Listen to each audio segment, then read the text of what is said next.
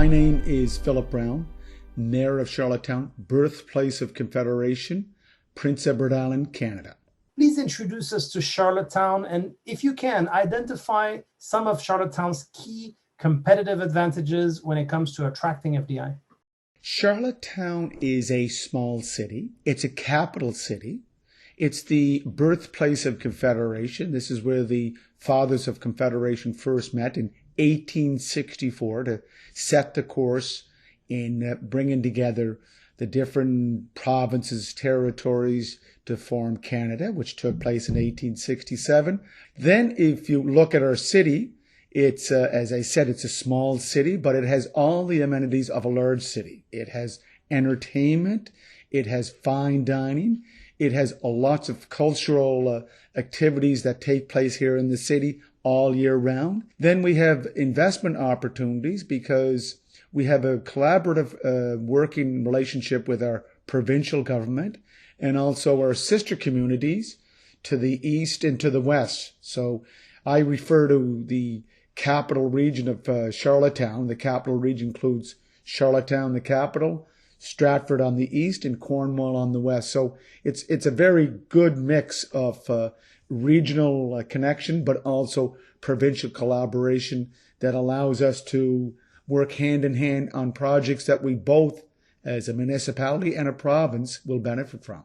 Holland College Centre for Applied Science and Technology will provide additional education and training opportunities for people working in this growing sector of the bioscience field. A highly educated local workforce. PEI, this is an interesting statistic. Prince Edward Island has 48,734 higher education degrees per 100,000 population. We're a population of 150,000. That statistic is just come right out at me to say, we have an intelligence base that we can work from and work in a lot of different industries. Bioscience, in the light manufacturing, working in also the health and animal science fields. So I'm quite impressed that we have this ability to go beyond just the bioscience field.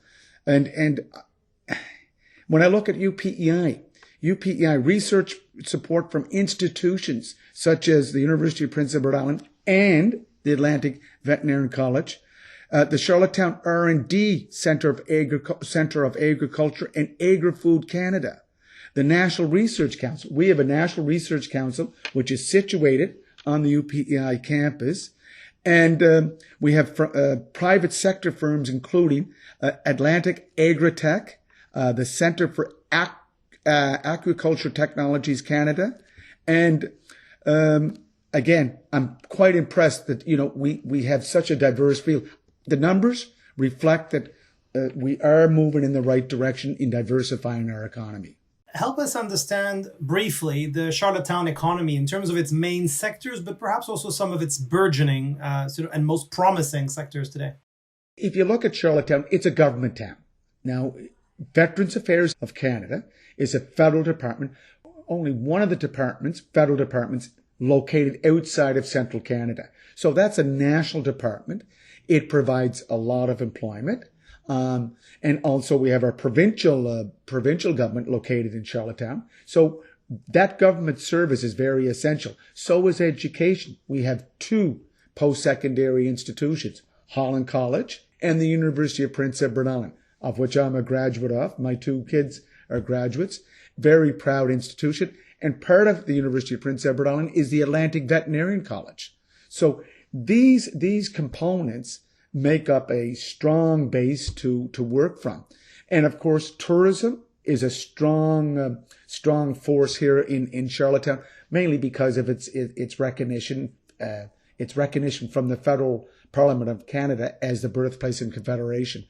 But if you look at the island flow as a entity, fisheries, agriculture are still important industries in the province, and tourism ranks third there.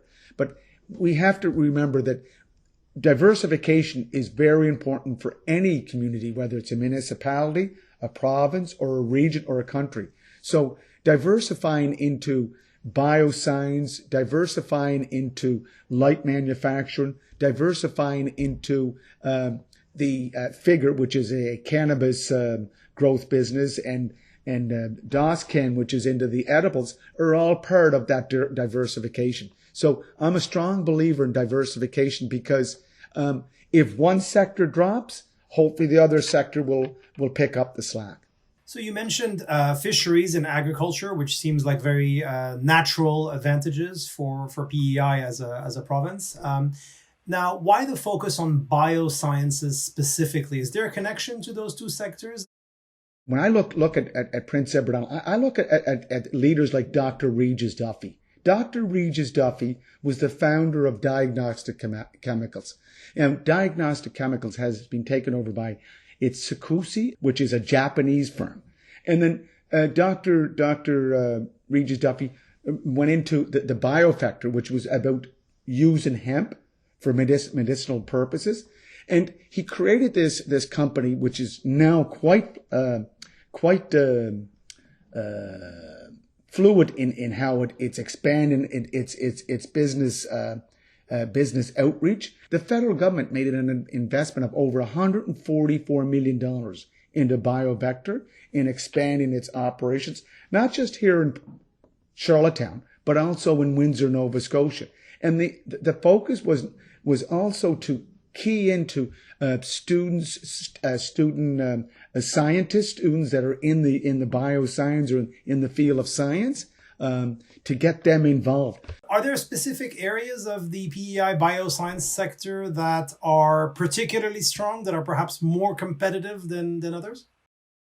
I just got some numbers here for you, Flo. The Biocommons Research Park, which is just on the west side of the city, it's a $30 million, 65-acre development area, but it has potential to expand further.